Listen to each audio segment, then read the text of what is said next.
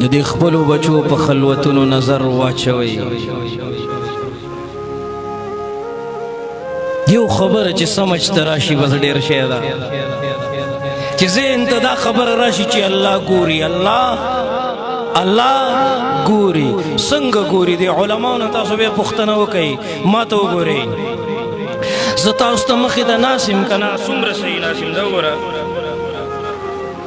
ولې تاسو ما ته ګورئ که نه؟ نو ماله حیا راځي. کوشش کوم چې داسې ادب سره کښېنم، هسې نه ستاسو په ذهن کې دا راشي چې دا څومره بې ادبه دی. نو الله ګوري. څنګه ګوري؟ ان ربک لبالمرصاد.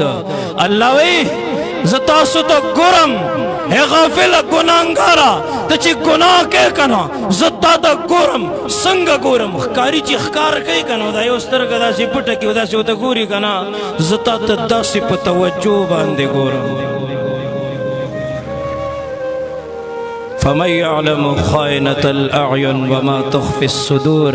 ستا د سترګو په خیانت هم پوهېږم چې ته موبایل رو باسې او کمبله راخ کې یا ځان پسې کوټه کې ور بند کې که نه، نو الله وی ثلاثة الا هو رابعهم. که درې یقین ساته څلورم الله دی، ولا خمسة الا هو سادسهم. او تاسو پنځه یې نو یقین ساته چې شپږم الله دی. تاسو ته ګوري او په تاسو یې نظر دی. علیما بذات الصدور.